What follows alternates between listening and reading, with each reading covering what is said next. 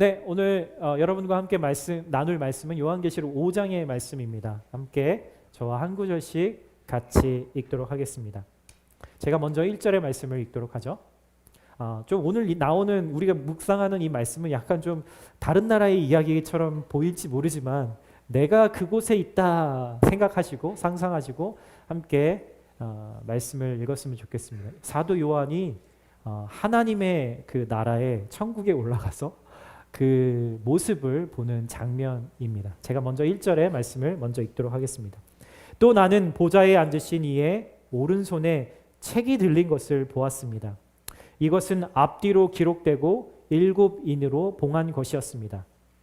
그때 내가 강한 천사를 보았는데 그는 큰 소리로 외쳤습니다. 누가 이 책을 펴며 그 인을 떼기에 합당한가? 그러나 하늘에서나 땅 위에서나 땅 아래 어느 곳에서도 그 책을 펴서 볼 수 있는 사람이 없었습니다. 나는 그 책을 펴서 볼 자격이 있는 사람이 보이지 않아 큰 소리로 울었습니다. 그러자 장로들 가운데 하나가 내게 말했습니다. 울지 마라.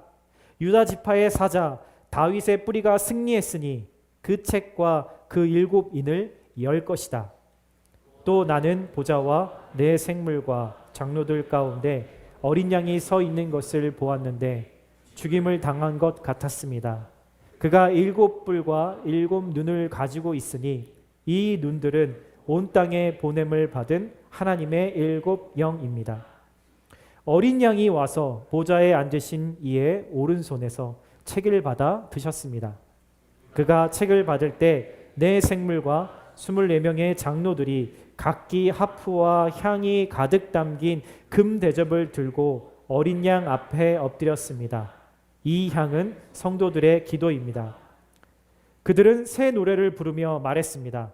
주는 그 책을 취해 인들을 떼기에 합당하십니다. 이는 주께서 죽임을 당하심으로 주의 피로 모든 족속과 언어와 백성과 나라들로부터 사람들을 하나님께로 구속해 들이셨고 그들로 우리 하나님께 나라와 제사장들이 되게 하셨으므로 그들이 땅 위에서 왕 노릇하게 될 것입니다. 그때 나는 보좌와 생물들과 장로들을 에워싼 수많은 천사들을 보고 음성을 들었는데 그들의 수가 만만이요 천천이었습니다.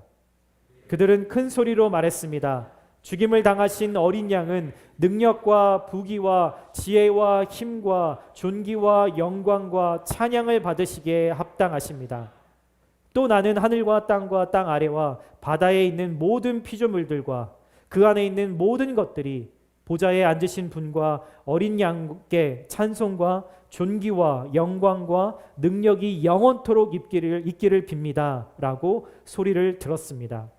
이에 내 생물은 아멘 하고 화답했고 장로들은 엎드려 경배했습니다. 아멘. 네, 오늘 여러분과 함께 나눌 말씀의 제목은 나의 사랑, 나의 예수님 이라고 이렇게 지어봤습니다. 여러분 지난 9주 동안 저희가 요한계시록의 말씀을 함께 나누고 있습니다. 저는 개인적으로 제가 청년 시절에 처음으로 청년부 예배에서 요한계시록 설교를 들었습니다. 그때는 정말 그 청년부 담당 목사님이 너무나 위대해 보이셨어요. 이렇게 어려운 성경을 저렇게 설교를 하신다니. 그때는 제가 목사가 될 줄은 꿈에도 몰랐습니다. 근데 제가 지금 이렇게 또 9주 동안 요한계시록 말씀을 나누면서 정말 이 말씀이 요한계시록의 말씀이 어렵거나 혹은 우리가 범접하기 어려운 그런 말씀이 아니라 너무 하나님과 그 예수님의 그 사랑이 절절히 담겨 있는 말씀이구나라는 것을 깨닫게 됩니다. 여러분 우리가 7교회의 그 편지를 이렇게 보면서 그들의 각 상황들, 그들이 실수했던 부분들, 또 용기 있게 행동해서 칭찬받았던 것들을 보면서 우리가 이해할 수 있는 것은 당시의 교회 그리고 성도들이 직면했던 어려움이 과연 무엇이었는가라는 거예요. 이제 조금은 더 이 말씀을 이렇게 묵상하면서 어떤 상황 가운데서 하나님이 이러한 말씀을 우리에게 주셨는지를 조금은 더 이해할 수 있는 거죠. 그리고 당시의 크리스천들을 이해할수록 지금의 나의 모습이 이해가 되는 거예요. 이제 다시 예수님이 왜 요한에게 이 계시를 보여주셨는지, 그리고 그 계시를 받은 요한이 어떤 심정으로 이 말씀을 기록했을까 함께 생각해 보면서 오늘 말씀을 같이 나누어 보았으면 좋겠습니다. 먼저 1절 요한계시록 1장의 첫 구절을 보면 이렇게 이야기합니다. 예수 그리스도의 계시입니다. 예수님이 우리에게 보여주신 계시라는 거죠. 이것은 반드시 곧 일어날 일들을 자신의 종들에게 보여주시기 위해서 하나님께서 그리스도에게 주신 것입니다.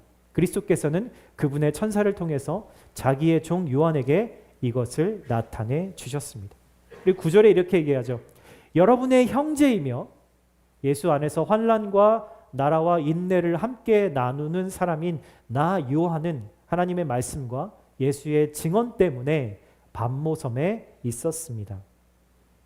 여러분, 요한이 지금 어떤 상황에서 이 예수님의 계시를 받고 있는지를 여러분 다시 한번 좀 리마인드 하셨으면 좋겠어요. 요한이 지금 이 터키 지역에서 복음을 전하다가 당시에 로마의 황제였던 도미시안 황제에게 붙잡혀서 결국은 pat모라고 하는 섬, 정치적 종교적인 그 죄수들을 보내는 그 섬에 유배가 됩니다. 실제로 지금 pat모섬에 가보면 요한이 계시를 받은 그 동굴 안에 그런 모습들을 실제로 볼 수가 있죠. 여러분 말씀드렸던 것처럼 지금 요한은 그 섬, 아름다운 섬일지는 모르겠지만 거기서 낚시나 하고 해변가에서 파도 소리를 들으면서 그런 무념무상히 생활을 하고 있는 그런 게 아니라 아침부터 저녁까지 강제 노동을 하면서 마치 창살은 없지만 감옥과도 같은 죄수로서 힘겨운 시간들을 보내고 있었습니다. 당시에 이 요한의 나이는 90세가 넘은 나이였어요. 우리 교회에 정말 최고령이신 우리 김웅렬 목사님의 연배 정도로 그 학자들이 그렇게 추측을 하고 있죠. 녹록지 않았습니다. 그 pat모섬에서의 삶이.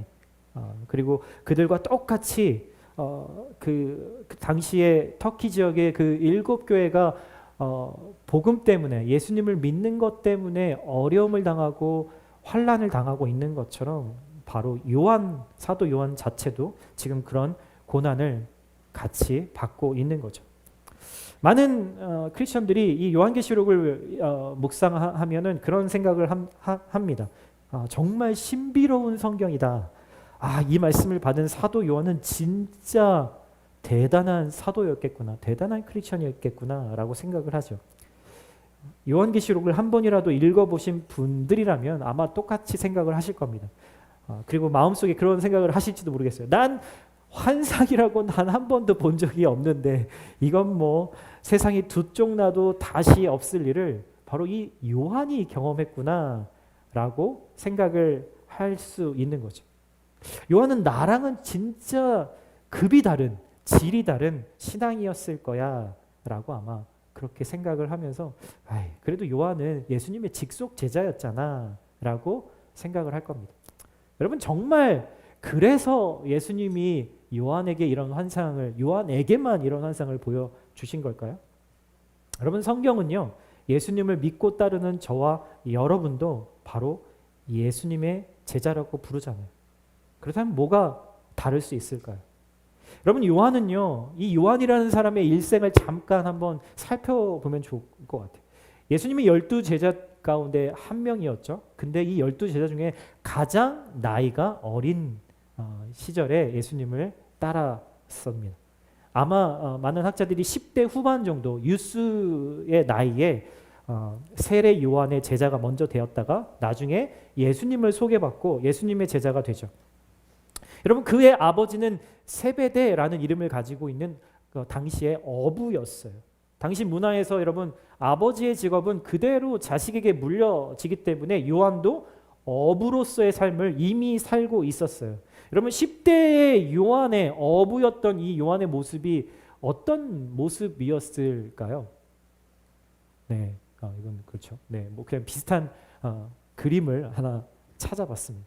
아마 이 뜨거운 햇살 아래에서 파도를 가르며 다 노를 지어야 되잖아요. 그렇죠? 노를 젓느라고 아마 살갗은 까맣게 탔을 거고요. 팔뚝하고 어깨는 단단한 근육들이에요. 생활 근육이라고 그러죠. 쥐에서 만들어낸 그 인공 근육이 아니라 생활 근육. 그래서 아마 배에도 빨래판 복근이 있지 않았을까. 요한의 젊은 시절의 모습을 한번 상상해 봅니다. 몸을 쓰는 일이니까요.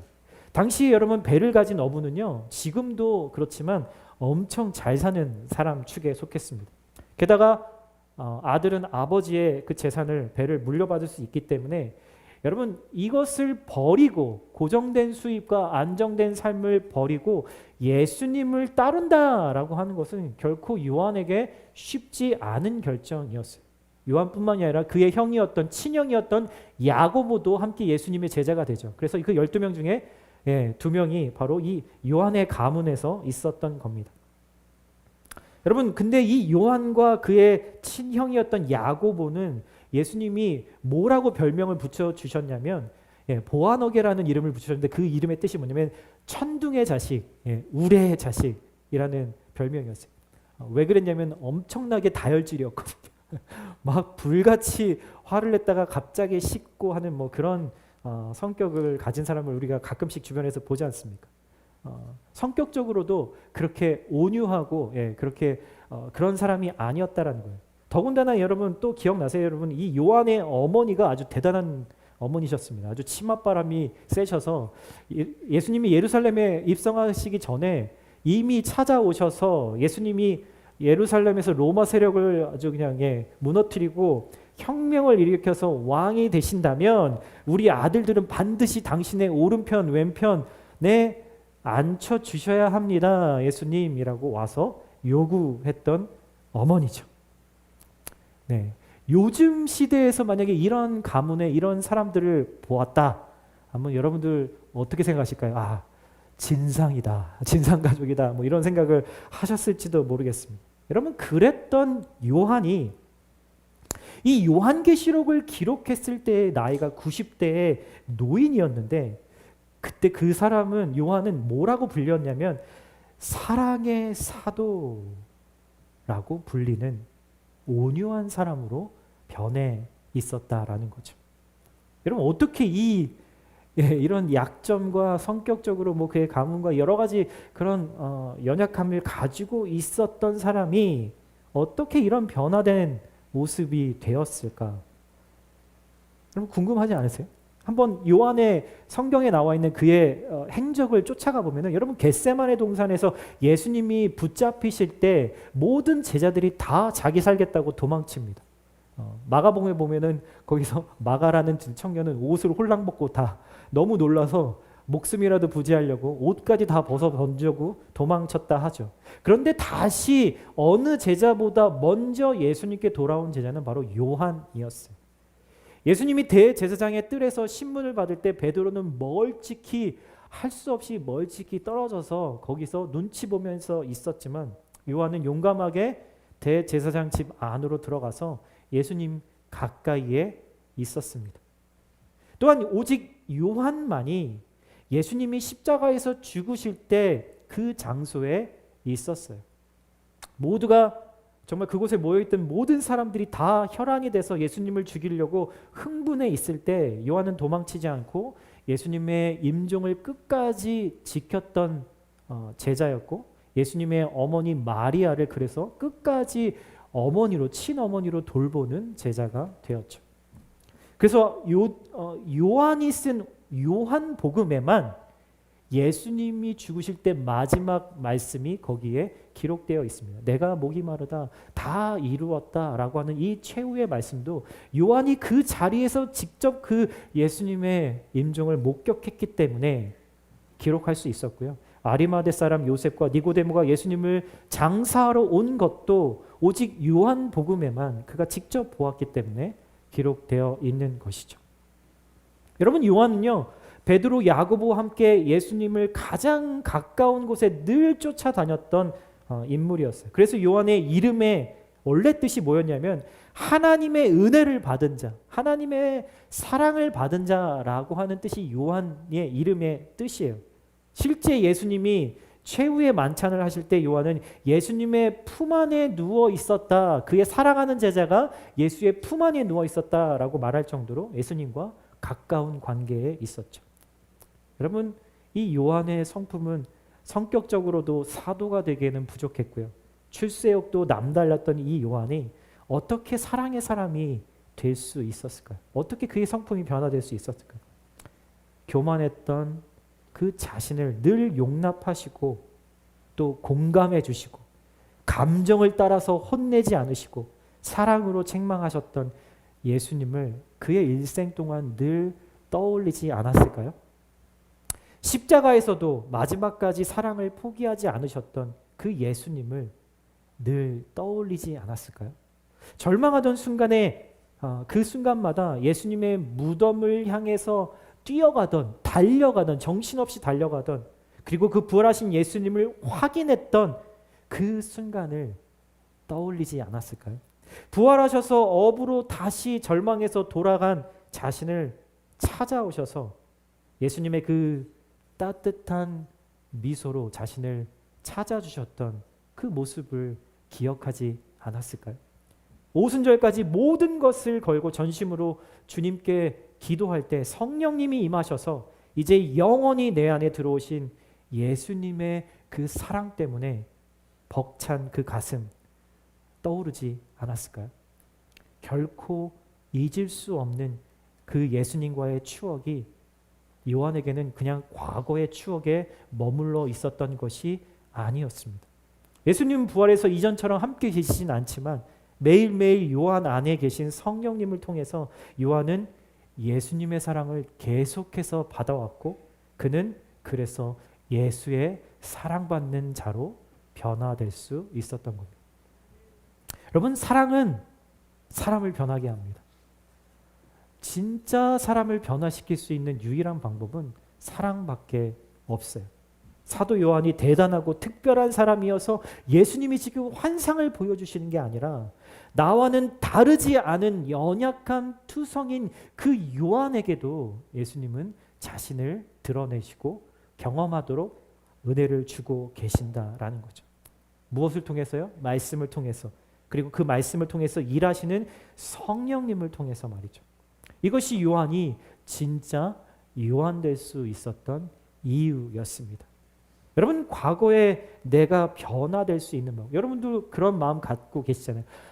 나도 참 변하고 싶다. 나도 정말 좋은 사람이 되고 싶다. 정말 믿음이 있는 크리스천이 되고 싶다. 나의 이 모난 성격, 나의 이 말투, 나의 이 성격 변하고 싶다라고 생각하신다면 방법은 하나입니다. 오직 예수 그리스도 안에서 그분의 사랑을 늘 공급받으며 경험할 때 우리는 변하게 되어 있는 거죠. 여러분은 예수 안에 있는 나로 지금 변해가고 계십니까? 여러분, 이 자리에 이 칼라마주에 여러분들을 살게 하신 보내신 이유는요. 각자가 다 구체적인 이유는 다를 수 있지만 근본적인 목적은 이거 하나입니다. 우리가 이곳에서 공부하고 학위를 따기 위해서 이곳에 온 것이 아니라 우리의 직업 때문에 여기에 있는 것이 아니라 우리가 어떠한 이유 때문에 오래 살았기 때문에 내 가족들이 살고 있기 때문에 이곳에 있는 것이 아니라 하나님이 우리를 이곳에 보내신 이유, 유일한 목적은 예수 안에 있는 나로 변화시키시기 위함이라는 거예요. 여러분, 이 질문이 오늘 여러분들의 수많은 고민들 가운데 답이 될 수 있기를 예수님의 이름으로 축복합니다. 5장의 말씀인데요. 5장의 1절, 2절, 3절 이렇게 이야기합니다. 또 나는 보좌에 앉으신 이의 오른손에 책이 들린 것을 보았습니다. 이것은 앞뒤로 기록되고 7인으로 봉한 것이었습니다. 그때 내가 강한 천사를 보았는데 그는 큰 소리로 외쳤습니다. 정말 큰 소리로 외친 거예요. 누가 이 책을 펴며 그 인을 떼기에 합당한가? 라고 소리를 치는 거죠. 그러나 하늘에서나 땅 위에서나 땅 아래 어느 곳에서도 그 책을 펴서 볼 수 있는 사람이 없었습니다. 나는 그 책을 펴서 볼 자격이 있는 사람이 보이지 않아 큰 소리로 울었습니다. 여러분, 7교회에 보내신 예수님의 편지가 끝나자마자 요한은 이 새로운 환상을 보게 됩니다. 이 환상을 보게 될 때는 반모섬에서 그가 주일날 주님을 기억하고 예배하고 찬양하고 기도하고 있었던 때라는 것을 여러분 잊지 마십시오. 환상은 예배하는 자들에게, 주님의 가까이 가는 자들에게 보여지는 것이죠. 1절에 이렇게 얘기하죠. 하늘문이, 4장 1절에 보면 하늘문이 열렸다. 영적인 시야가 열렸다라고 말하고, 5장 1절에는 바로 그분이 보좌에 앉으신 분을 보고 있다. 요한이 보좌에 앉으신 이 바로 하나님 아버지를 이야기하는 거죠. 하나님이 계신 곳을 보게 된 거예요. 하나님이 계신 곳에 이 경이로운 장면을 지금 목격하고 있는 거죠. 그런데 하나님의 이 오른손에 책이 하나 들려 있는 거예요. 근데 이 책은 저렇게 두루마기로 형식으로 되어 있는 당시의 책이었는데, 종이의 양면에 글이 쓰여져 있고, 저렇게 인장을 찍는다고 하죠. 7개의 인장으로 이렇게 되어져 있습니다. 이런 방식은요, 그 로마 시대에 있었던 방식인데, 유언장이나 계약서 같은 아주 중요한 문서에 안쪽에다는 그 내용의 유언이나 이런 계약서의 자세한 내용을 적고, 겉종이에는 그 내용의 요약을 쓰고, 그래서 인장을 이렇게 찍어서 절대로 지정된 자가 아니면 열지 못하도록 했던 것이죠. 여러분, 유언장은 누가 열어볼 수 있죠? 유언을 받는 사람만 열어볼 수 있는 거고요. 계약서는 계약을 한 당사자만 이것을 열어볼 수 있기 때문이에요. 지금 이 요한의 시선은 그 책에 머물렀어요. 근데 그 안에 무엇이 적혀 있었냐면, 어떤 책이었냐면 하나님의 심판과 구원 계획이 적혀 있는 책이었다라는 거죠. 그러면서 천사가 지금 외칩니다. 누가 이 책을 감히 열어볼 수 있겠는가? 그럴 만한 자격이 있는 자가 하늘에나 땅 위에나 땅 아래에나 과연 있는가? 그런 사람이 있으면 손을 들어보시오 라고 외치고 있는 거예요. 여러분, 왜 물어보죠? 정말 있는 사람을 찾아내기 위해서일까요? 그럴 만한 사람이 단 한 사람도 없다라는 것을 강조하기 위한 거죠. 아무도 그 책을 열어볼 수 있는 사람이 존재하지 않는 거예요. 여러분, 그래서 4절에 요한은 너무 슬퍼서 큰 소리로 울고 있었다라고 이야기를 합니다.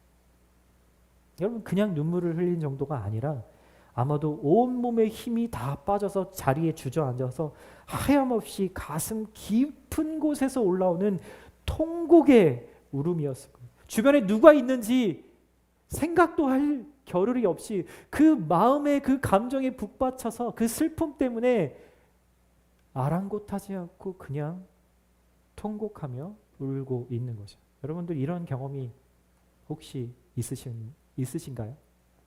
저는 만약에 그런 경험이 없으시다면 그런 경험을 해보실 수 있기를 바라요. 여러분, 근데 여기서 왜 요한이 울었을까요? 이번 한 주간의 저의 묵상의 포인트는 바로 이거였습니다. 왜 울었을까? 머릿속으로는 답이 조금 몇 개 떠올라요. 근데 그게 머릿속에만 있고 제 가슴까지는 오지가 않더라고요.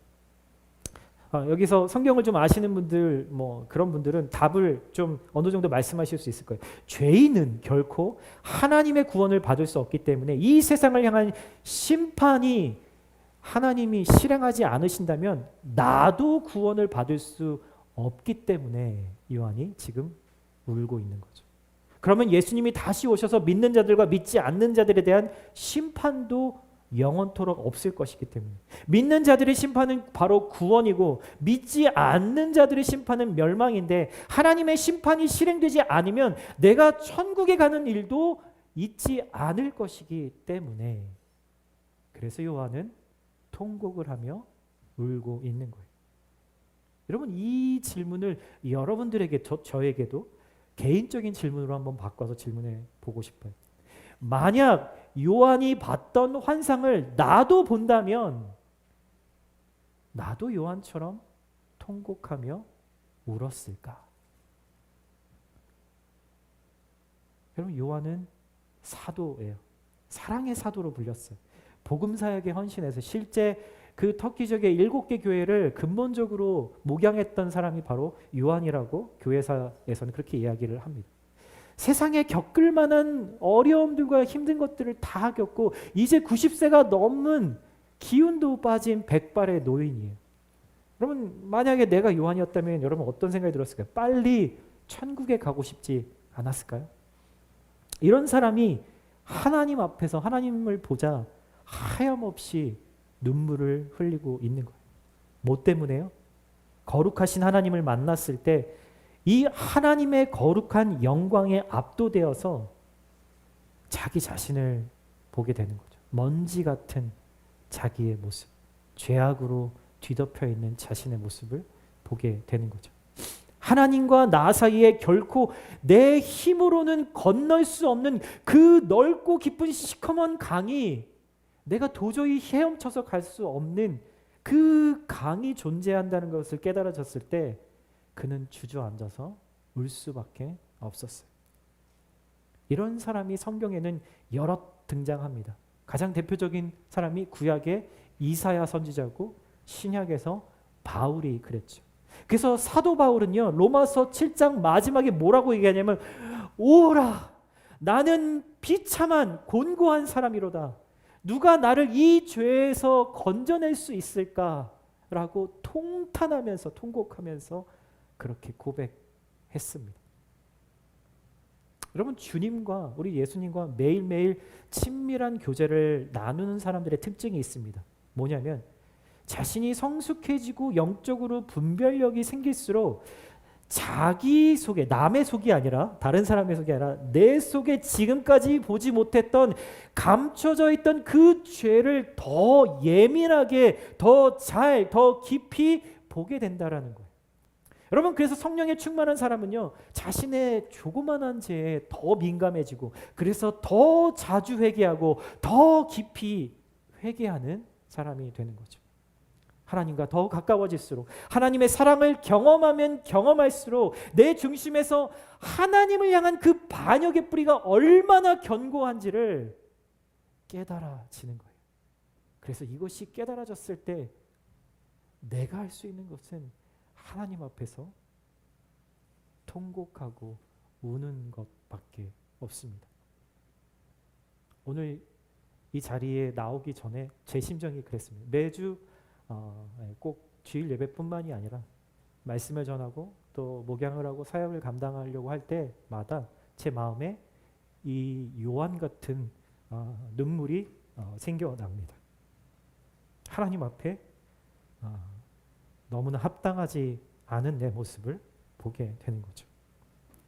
여러분 요즘에 BTS 모임들을 하면서 또 다른 여러 가지 모임들을 하면서 그런 분들의 이야기들을 듣습니다. 내 안에 하나님의 말씀이 들어오니까 정말 이전에 몰랐던 내 모습에 회개하고 더 회개하게 되니까 더 깊은 곳에 있었던 내 죄를 더 보게 되고 또 회개하고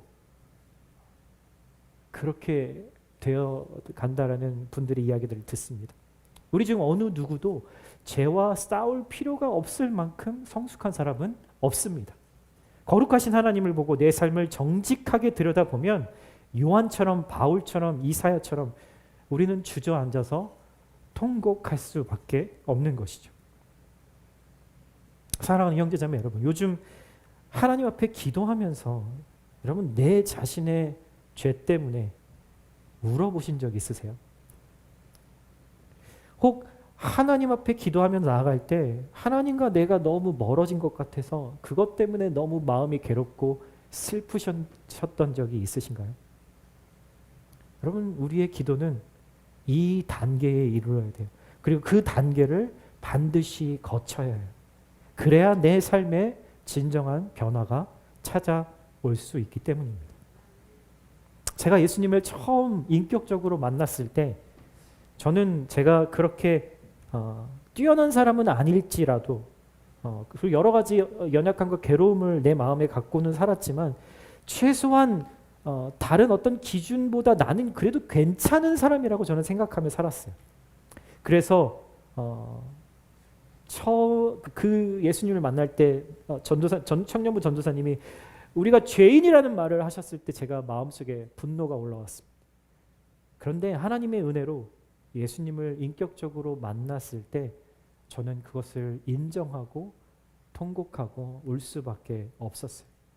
몇 시간을 울었던 기억이 나요. 저는 그때 거룩하신 하나님과 그리고 나의 삶은 결코 맞닿을 수 없는 평행선을 달리고 있다는 것을 깨달았고요. 동시에 하나님께로 정말 가고 싶다라는 그 간절한 마음이 생기면서 근데 내 힘으로는 결코 그 평행선을 좁힐 수 없다라는 사실 때문에 울고 또 울 수밖에 없었습니다. 여러분 바울도 예수님을 만나기 전까지는 이걸 몰랐어요.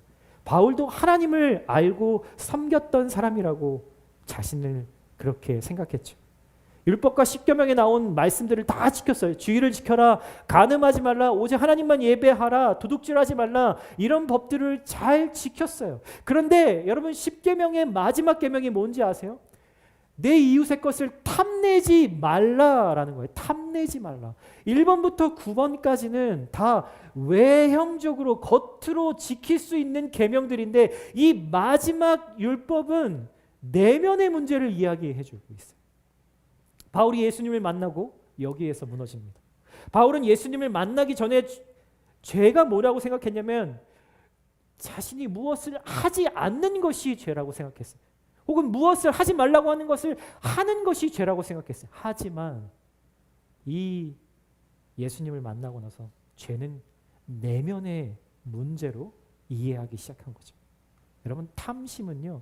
하나님이 나에게 주신 것에 만족하지 못하는 마음이에요. 그래서 그 탐심은 남을 시기하게 되어 있고요. 자신의 기준으로 나를 판단하게 되어 있고요. 그리고 남을 판단하고요.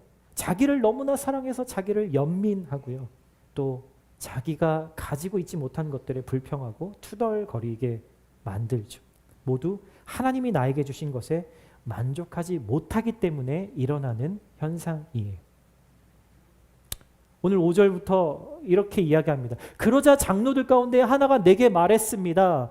울지 말라. 유다 지파의 사자 다윗의 뿌리가 승리했으니 그 책과 그 7인을 열 것이다. 또 나는 보좌와 내 생물과 장로들 가운데 어떤 양이 서 있는 것을 보았는데 죽임을 당했던 것 같았습니다. 그가 7뿔과 7눈을 가지고, 뿔은 여기서 권세를 이야기하고요. 7은 완전한 숫자이기 때문에 완전한 권세 그리고 완전한 성령으로 충만한 온 땅에 보내받은 하나님의 7영, 그게 바로 예수 그리스도다라고 이야기를 하고 있는 겁니다. 어린 양이 와서 보좌에 앉으신 이의 오른손에서 책을 받아 드셨습니다.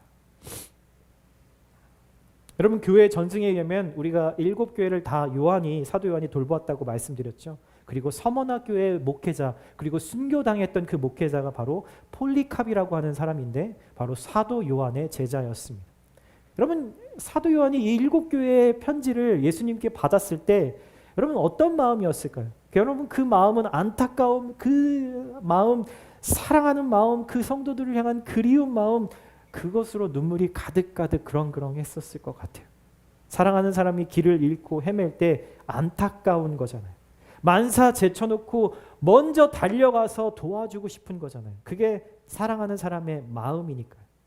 요한은 교회의 형제 자매들을 너무나 사랑했어요. 게다가 요한의 친형인 예수님의 제자의 야고보는 12명의 제자 중에 제일 먼저 순교를 당했습니다. 자기의 친형이 제일 먼저 죽었어요. 순교를 당했죠. 당시에 도미시안 로마 황제가 제국을 흔들리지 않기 견고하기 위해서 그리스도인을 희생양으로 삼습니다. 실제 역사가 그렇습니다. 그리스도인이 세상의 빛이라고 하는 그 말씀 때문에 그것을 조롱하기 위해서 그리스도인들을 붙잡아서 한밤중에 십자가에 매달아 놓고 기름을 뿌리고 화형을 시키면서 내가 너희들이 말한 것보다 더 빛을 발하게 해주겠다라고 조롱하면서 그리스도인들을 죽였죠. 또 콜로세움에서 크리스천들을 붙잡아서 양가죽을 씌워놓고 피냄새를 맡게 해놓고 굶주린 사자를 풀어서 사람들이 열광하는 그 속에서 그들을 사자의 먹이로 주었습니다. 지어낸 얘기가 아닙니다. 실제의 역사입니다. 요한이 지금 이 반모섬에 유배당하기 전 감옥에서 이런 일들을 보고 간접적으로나 이 모든 일들을 다 경험했을 거예요. 그러니 하나님의 심판과 구원의 책이 펼칠 분이 없다라는 그 사실에 요한은 울 수밖에 없었던 거죠. 그런데 한 장로가 울지 말라고 말해줍니다. 이미 그는 그 사실을 알고 있었던 것 같아요. 하나님의 어린 양이신 예수님이 그 책을 받아서 확실한 심판과 구원을 이루실 것이다 라고 말이죠. 예수님을 사자로 그리고 동시에 어린 양의 모습으로 표현하죠. 사자는 승리하는 모습의 상징이고 어린 양은 죽은 재물의 상징이에요. 그러면 예수님을 한번 떠올려 볼까요? 예수님이 바로 세상 죄를 지고 가는 하나님의 어린 양이라고 세례 요한이 처음 예수님을 만났을 때 그렇게 고백합니다. 예수님은 십자가에서 자신에게 열광하던 그 많은 사람들에게 버림받으셨고요. 3년간 함께했던 그 제자들에게도 버림받았습니다. 그리고 십자가에서 돌아가시는 그 순간 하나님 아버지께에도 버림받으셨어요. 왜냐하면 그래야 저와 여러분들의 죄를 온전히 사하시고 구원하실 수 있었기 때문이죠. 십자가에서 예수님의 친구는 오직 어둠뿐이었어요. 여러분, 그 어둠은 고통이었고 그 어둠은 거절감이었고 그 어둠은 외로움이었고 그 어둠은 절망이었어요. 그래서 예수님은 고통과 어둠과 거절당한 사람들과 외로운 사람들에게 친구가 되어주실 수 있는 거예요. 그분이 다 경험하셨기 때문에.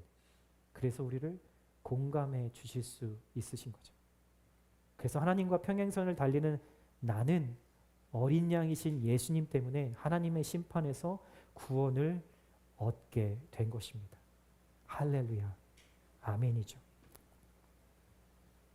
오늘 8절부터 이렇게 이야기합니다. 그가 책을 받을 때 내 생물과 24명의 장로들이 각기 하프와 향이 가득 담긴 금 대접을 들고 어린 양 앞에 엎드렸습니다. 이 향은 성도들의 기도입니다.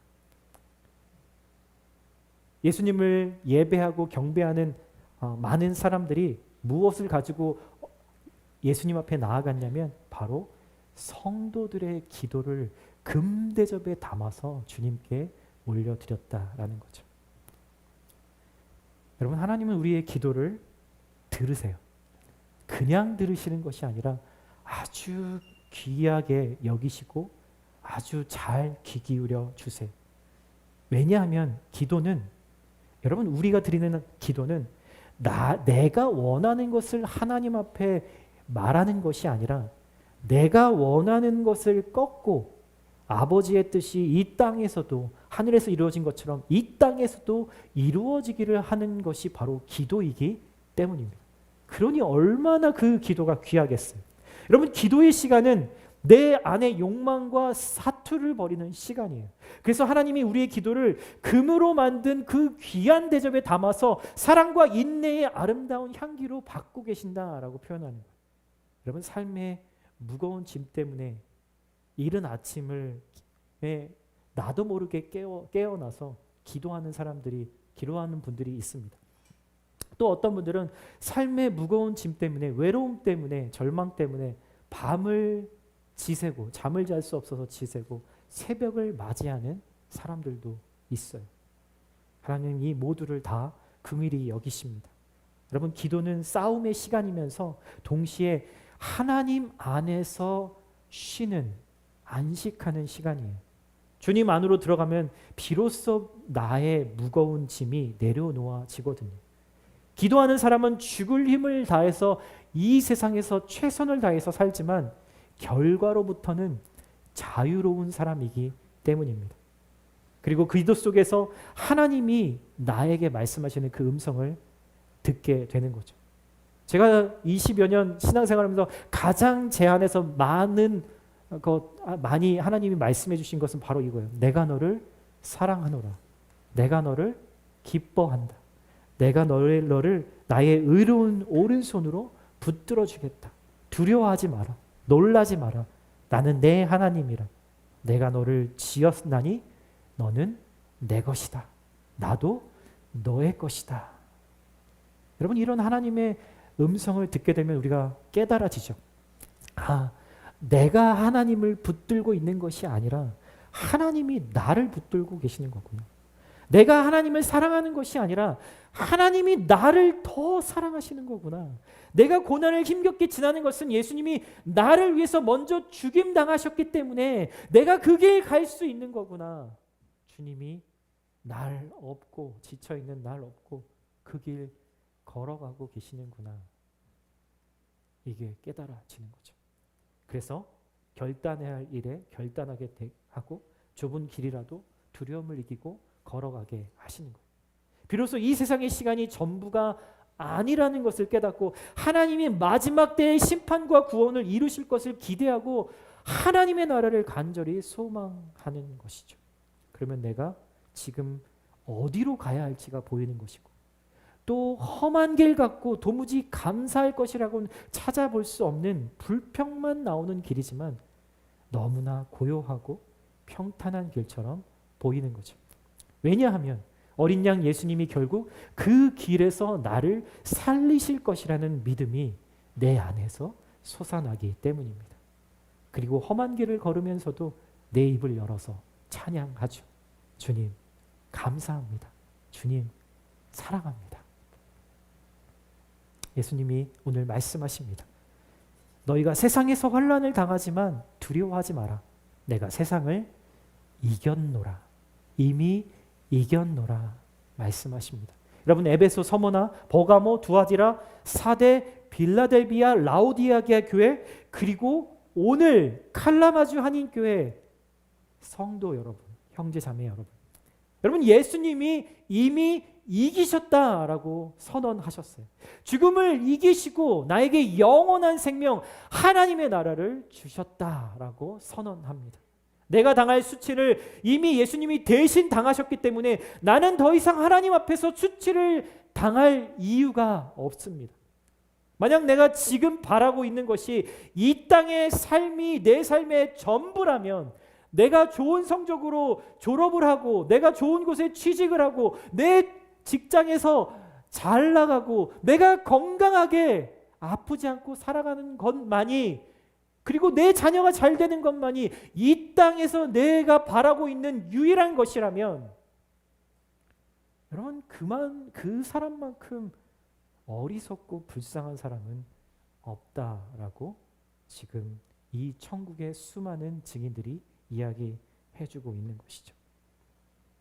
이 세상은 곧 지나갈 겁니다. 제가 이제 곧 50이 되어가는 나이인데 50년이요 정말 눈 깜짝할 사이에 지나간 것 같아요.